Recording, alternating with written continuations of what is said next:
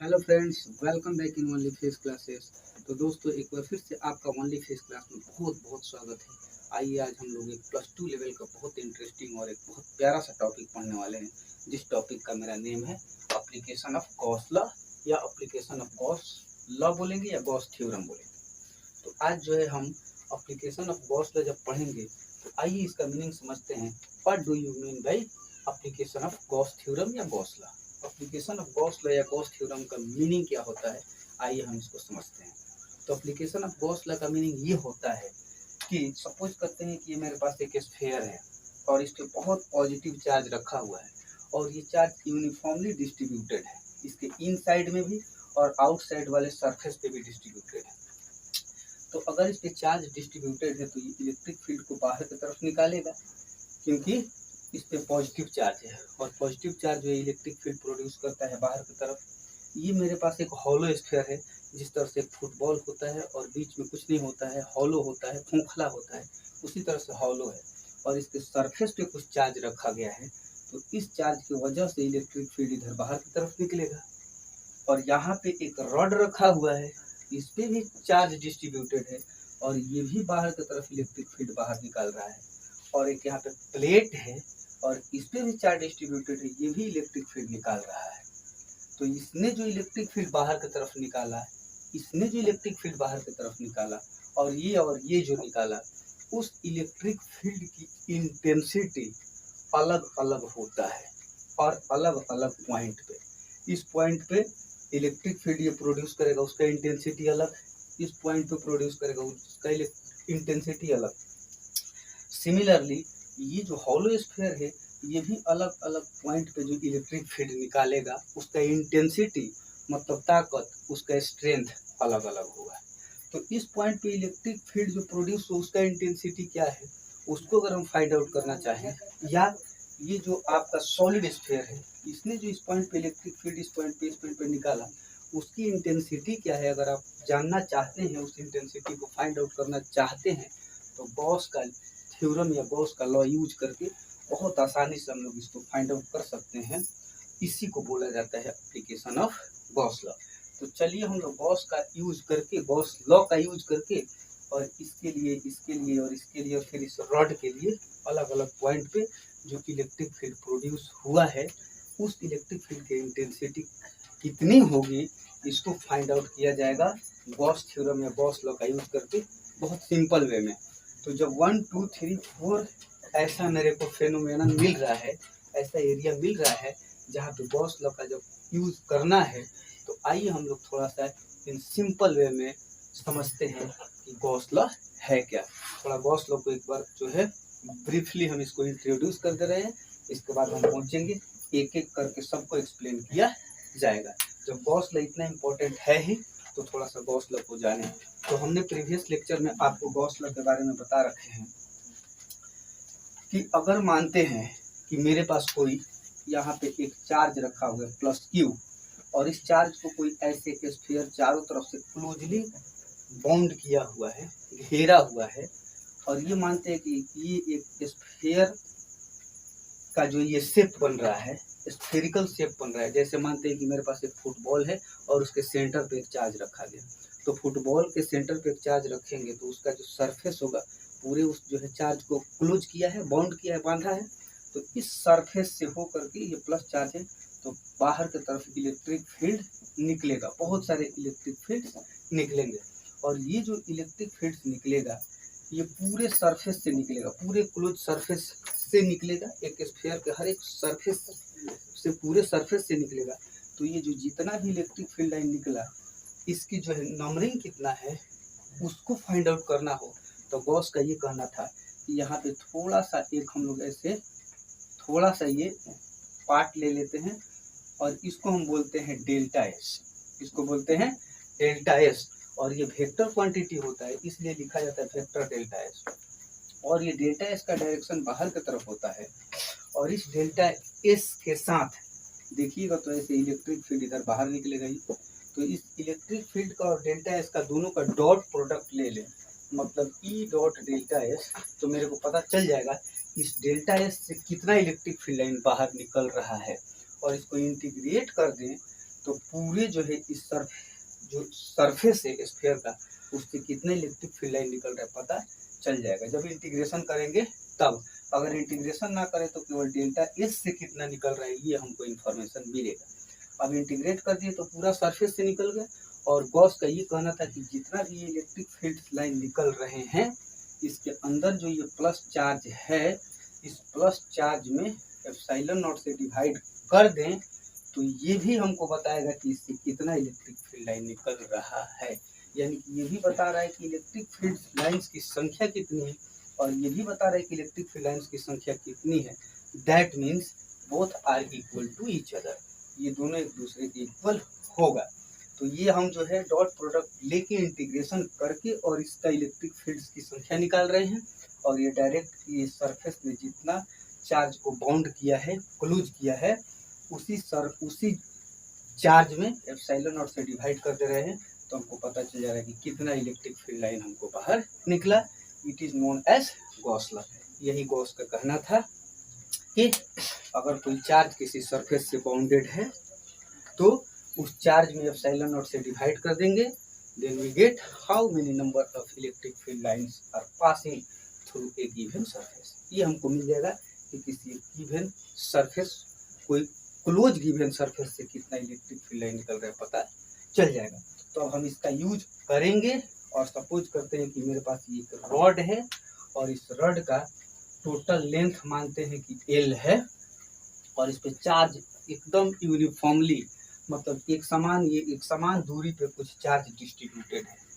और इसके 1 मीटर के डिस्टेंस पे जो टोटल चार्ज की संख्या है वो लेमडा है। 1 metre is equal to lambda charge है। तो 1 मीटर पे जितना चार्ज रहता है उसको हम लोग बोलते हैं लीनियर चार्ज डेंसिटी। और इसके ऊपर जो टोटल चार्ज है उसको एज्यूम करते हैं Q है। तो इस तरह का अगर रॉड हो और उस पर लीनियर चार्ज डेंसिटी मतलब 1 मीटर पे चार्ज का संख्या लेमडा हो और टोटल चार्ज अगर इस पर Q हो और जस्ट इसके नज़दीक में अगर एक पॉइंट हो और उस पॉइंट पे ये जो इलेक्ट्रिक फील्ड बाहर की तरफ निकाल रहा है उसका इंटेंसिटी अगर हम फाइंड आउट करना चाहें तो इसके लिए हमको क्या करना पड़ेगा कि ऐसा सोचना पड़ेगा कि ये जो रॉड है वो इनफाइनाइटली लॉन्ग है। तो हमने यहाँ पे लिखा हुआ है field due to an infinitely long straight uniformly charge wire. इसका सेंस ये है कि हमको फील्ड निकालना है यानी इलेक्ट्रिक फील्ड निकालना है due to an infinitely long straight uniformly charge wire. Infinitely long का मतलब है कि हम इलेक्ट्रिक फील्ड निकाल रहे हैं किसी रॉड के एकदम नज़दीक में और उस इलेक्ट्रिक फील्ड की इंटेंसिटी निकालना है कि वो इलेक्ट्रिक फील्ड की इंटेंसिटी है क्या, इसी को हमको निकालना है। तो आइए जब हम इसको निकालते हैं तो इसके लिए क्या करेंगे कि अब इसके काफ़ी क्लोज ये पॉइंट चला जाएगा तो ये रॉड जो है इनफाइनाइटली लॉन्ग माना जाएगा। तो क्लोज तो अगर हम मान के अगर पूरे कैलकुलेशन करें तो करना मुश्किल हो जाएगा। तो काफ़ी ये क्लोज पॉइंट मानते हैं लेकिन इसको थोड़ा कुछ इससे दूर बनाएंगे ताकि हम जो है इस पर कैलकुलेशन आसानी से कर सकें। अब क्या है कि अगर इस पॉइंट पे इलेक्ट्रिक फील्ड की इंटेंसिटी अगर हम निकालना चाहें तो हमको इस पॉइंट को टच करता हुआ एक ऐसा सरफेस बनाना पड़ेगा जो सरफेस इस जो है टोटल चार्ज को क्लोज करे। जब तक क्लोज नहीं करेगा तब तक गॉस लॉ अप्लाई नहीं होगा, क्योंकि हम अभी बताए हैं कि E dot delta S vector delta S का इंटीग्रेशन होता है Q बाई एप्सिलॉन नॉट और ये उस चार्ज को बोलते हैं जो चार्ज किसी सरफेस से बाउंडेड है। तो अगर कोई चार्ज सरफेस से बाउंडेड ना रहे तो हम वहाँ पे गॉस लॉ अप्लाई कर ही नहीं सकते हैं। तो अब ये चार्ज है और इस चार्ज की वजह से यहाँ इलेक्ट्रिक फील्ड निकालना है तो इस चार्ज को क्लोज करने वाला हमको कोई एक सरफेस एज्यूम करना पड़ेगा और वो सरफेस सिमेट्रिकल होना चाहिए। मतलब जितना डिस्टेंस इधर है ठीक उतना ही डिस्टेंस हम इधर जाके और यहाँ से एक लाइन ड्रॉ करें और इसको ऐसे मैच कर दे सिलिंड्रिकल शेप में तो ये एकदम देखिए बन जा रहा है सिमेट्रिकल फिगर। अगर हम यहाँ से ऐसे ऐसे फिगर बना दे इधर से और इधर से कुछ ऐसे दूर जाके ऐसे क्लोज करें तो ये सिमेट्रिकल फिगर नहीं होगा। तो जब तक हम सिमेट्रिकल फिगर लेंगे नहीं तो गॉस लॉ अप्लाई नहीं होगा। सिमेट्रिकल फिगर कि इस चार्ज के लेफ्ट साइड में जिस टाइप का फिगर है, जिस शेप का है, बिल्कुल उसी तरह का इस साइड में शेप होना चाहिए, then we can say that it is the symmetrical figure. जैसे ये एक सर्कल है, सर्कल के बीचों बीच से एक लाइन ड्रॉ करेंगे तो ये पार्ट और ये पार्ट बोलेंगे कि सिमेट्रिकल है। तो उसी तरह से इस रॉड के लेफ्ट में जिस टाइप का एकदम शेप मिले उसी टाइप का राइट में मिले, then we can say that this is symmetrical surface. अब ये मेरे को सिमेट्रिकल सरफेस ऐसा होना चाहिए कि ये सिमेट्रिकल सरफेस जिस पॉइंट पर हम इलेक्ट्रिक फील्ड निकालना चाहते हैं उसको टच करके भी जाए और इसके साथ साथ इस पूरे चार्ज को क्लोज भी करना चाहिए, बंद भी करना चाहिए। तो अब इसको जब ये क्लोज कर गया है तो मानते हैं कि यहाँ से ये डिस्टेंस जो है आर है और ये आर जो है इस जो है ये सिलेंडर बना है जो चार्ज को क्लोज किया है उसका जो है ये आपको बन जा रहा है रेडियस। और जब ये आपका रेडियस बन जा रहा है और एक चीज और हम एज्यूम कर लेते हैं कि ये पूरे सिलेंडर का लेंथ है एल, पूरे सिलेंडर का लेंथ हो गया एल और ये जो ये सरफेस जो इस चार्ज को क्लोज किया है, बंद किया है, इस सरफेस को हम लोग बोलते हैं गॉसियन सरफेस। इसको गॉसियन सरफेस भी बोला जाता है। तो गॉसियन सरफेस को सिमेट्रिकल होना पड़ेगा और जो भी चार्ज है उसको क्लोज करना पड़ेगा, तभी हम जो है यहाँ पे गॉस लॉ का अप्लाई कर पाएंगे। अब चलिए, तो यहाँ पे हम क्या करते हैं कि इस पॉइंट पर अगर इलेक्ट्रिक फील्ड की इंटेंसिटी निकालना है तो छोटा सा यहाँ पे एक एरिया वेक्टर लेते हैं, मतलब वो एरिया जो छोटा सा है वो वेक्टर है और इस एरिया वेक्टर का डायरेक्शन इस डायरेक्शन में है, इसको कहते हैं डेल्टा एस है। इस पे प्लस चार्ज है तो ठीक इसी डायरेक्शन में इलेक्ट्रिक फील्ड भी बाहर निकलेगा, ये भी वेक्टर है। अब हम क्या करते हैं कि यहाँ पे लिख रहे हैं, थोड़ा इसको इरेज कर लिया जाए। अब हम लिखते हैं कि क्या करेंगे हम लोग कि गॉस लॉ का अप्लाई करेंगे और गॉस लॉ का अप्लाई करके पता करेंगे कि इस क्लोज सिलेंडर के इस सरफेस से, जैसे मानते हैं कि मेरे पास एक क्लोज सिलेंडर है तो इस क्लोज सिलेंडर के इस फेस से कितना इलेक्ट्रिक फील्ड लाइन निकल रहा है वो, और इधर से भी निकलेगा और इधर से भी निकलेगा। ये टोटल जो इलेक्ट्रिक फील्ड लाइन होगा वह ये जितना चार्ज को क्लोज किया है उसमें एप्सिलॉन नॉट से डिवाइड कर दे तो हमको मिल जाएगा। तो इसको हम यही लिख सकते हैं, ऐसे लिख सकते हैं, वी नो दैट, मेरे को ये पता है कि E vector E dot vector delta S का integration Q by epsilon naught होता है। तो ये तो कह रहा है ई डॉट डेल्टा एस बता रहा है कि टोटल जो है सरफेस से कितना इलेक्ट्रिक फील्ड लाइन निकला। तो इसमें कितना सरफेस है, एक ये सरफेस है, गौर से देखिएगा, ये सिलिंड्रिकल फिगर है तो एक ये सरफेस है, फिर एक ये सरफेस है, तो इससे कितना इलेक्ट्रिक फील्ड लाइन निकला उसको निकालेंगे, इससे कितना निकला उसको निकालेंगे, इससे कितना निकला उसको निकालेंगे, टोटल मेरे को ये इलेक्ट्रिक फील्ड लाइन मिल जाएगा। तो इससे निकालना है तो ई डॉट डेल्टा एस ले ले, यानी कि ई डॉट वेक्टर डेल्टा एस ले ले, तो इस पार्ट से कितना इलेक्ट्रिक फील्ड लाइन निकल रहा है पता चल जाएगा और इंटीग्रेशन कर दें तो ये पूरे पार्ट से ये कर्व वाला जो टेढ़ा टेढ़ा है इससे कितना इलेक्ट्रिक फील्ड लाइन निकल रहा है पता चल जाएगा। ठीक इसके अपवर्ड डायरेक्शन में यहाँ पे एक ये छोटा पार्ट है जिसका नाम है डेल्टा एस और यहाँ इलेक्ट्रिक फील्ड इधर निकल रहा है और डेल्टा एस का डायरेक्शन इधर है, डेल्टा एस इस दोनों का डॉट ले लें तो इसमें से कितना इलेक्ट्रिक फील्ड लाइन निकल रहा है इसमें से वो भी हमको पता चल जाएगा। तो फिर लिख रहे हैं ई डॉट डेल्टा एस, इसका इंटीग्रेशन कर दे तो ये पूरे फेस से कितना निकल रही है ये हमको पता चल जाएगा। इसको हम कह रहे हैं C1 मतलब पहला सरफेस, C2 मतलब दूसरा सरफेस और फिर प्लस ये पहला फेस का है ये दूसरा फेस का है, तो दोनों फेस को ऐड कर दो प्लस अभी इस फेस से भी निकल रहा है तो इस फेस के लिए भी बिल्कुल हम उसी तरह से लिख सकते हैं ई डॉट डेल्टा एस और इंटीग्रेशन कर देंगे। ई डॉट डेल्टा एस मतलब यहाँ भी एक छोटा पार्ट ले ले डेल्टा एस, तो इससे कितना इलेक्ट्रिक फील्ड निकला, डेल्टा एस का डायरेक्शन इधर और इलेक्ट्रिक फील्ड का इधर, इससे भी पता चल जाएगा। गौर से देखना, इधर इलेक्ट्रिक फील्ड है और इधर डेल्टा एस है, दोनों के बीच का एंगल है 90 डिग्री। इसमें भी डेल्टा एस का डायरेक्शन इधर और इलेक्ट्रिक फील्ड इधर, दोनों के बीच का डायरेक्शन है 90 डिग्री। तो ये जो है इंटीग्रेशन कर दिए हम, तो इसमें से टोटल फेस से कितना इलेक्ट्रिक फील्ड लाइन निकला इसको कह दे रहे हैं C3 और इससे जितना निकला उसको कह रहे हैं C1 और इससे जितना निकला उसको कह रहे हैं C2। तो C1 plus C2 plus C3 total electric field lines हमको पता चल गया। इक्वल टू होता है क्यू बाई एप्सिलॉन नॉट। अब इसका हम पहले डॉट लेंगे, फिर इसका इंटीग्रेशन करेंगे। तो इंटीग्रेशन लिखेंगे vector mod of vector E और mod of vector delta S और कॉस, इस साइड इलेक्ट्रिक फील्ड है और इसी साइड डेल्टा एस है, दोनों के बीच का एंगल हो जाएगा 0 प्लस इसके लिए लिखेंगे mod of vector E plus mod of delta S और कॉस, और यहाँ पे देखिए इस साइड में डेल्टा एस, इस साइड इलेक्ट्रिक फील्ड, एंगल बनेगा 90 डिग्री। और ठीक इसी तरह से अब हम क्या करते हैं कि इसके लिए एक फेस ये मिला, एक फेस ये मिला और एक फेस ये, यहाँ भी 90 डिग्री है, तो इसके लिए भी हो जाएगा इंटीग्रेशन प्लस और integration mod of electric field mod of delta S और कॉस, और एंगल है आपको यहाँ भी 90, तो 90 लिख रहे हैं, इज इक्वल टू मेरे को है क्यू बाई एप्सिलॉन नॉट है। तो गौर करना, ये इसका जो हम मॉड लेंगे तो ये वेक्टर जो है यहाँ से रिप्लेस हो जाएगा, तो केवल इलेक्ट्रिक फील्ड आएगा, और ये डेल्टा एस से भी वेक्टर हट जाएगा तो डेल्टा एस आएगा, और कॉस 0 का वैल्यू 1 होता है, तो ये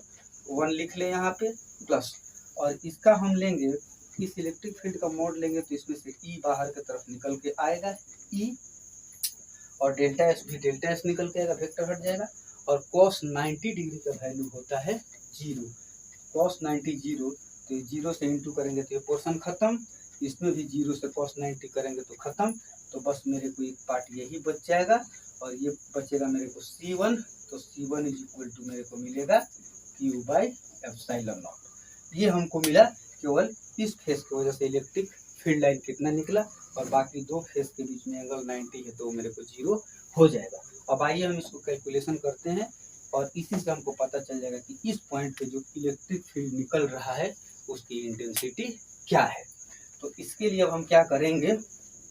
कि अब ये जब हम ये मॉड ले लिए इसका और ये वेक्टर हट गया तो ये स्केलर क्वांटिटी बन गया, स्केलर हो गया मतलब कोई नंबर 2 4 6 8 10, और 2 4 6 8 10 का इंटीग्रेशन नहीं होता है, तो इंटीग्रेशन से बाहर चला आएगा,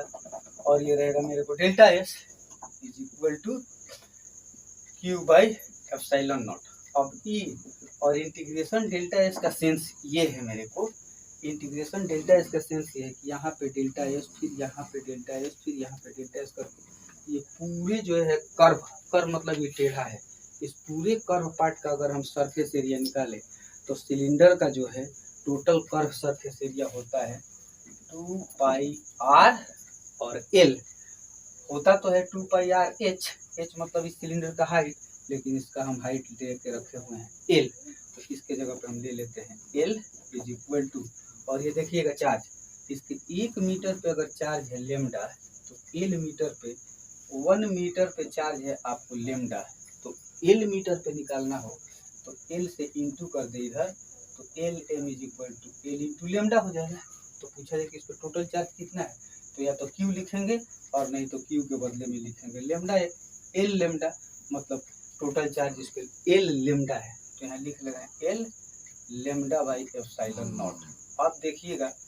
इस साइड आपको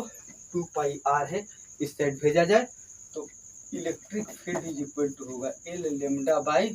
epsilon naught into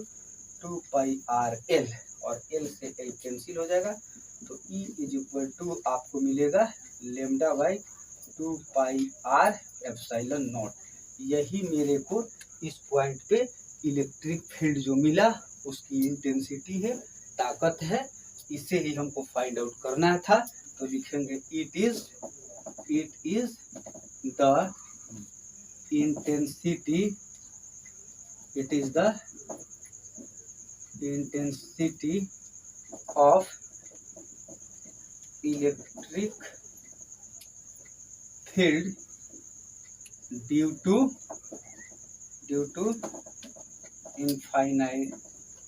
infinitely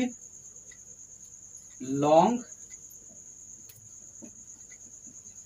straight wire, इसी को हमको फाइंड आउट करना था। तो यहीं पे मेरा आज का लेक्चर खत्म होता है। प्लीज़ वीडियो अगर आपको अच्छा लगे तो लाइक शेयर सब्सक्राइब करना ना भूलें, और नेक्स्ट लेक्चर आपको जल्दी ही मिलने वाला है। फिर मिलते हैं अगले लेक्चर में।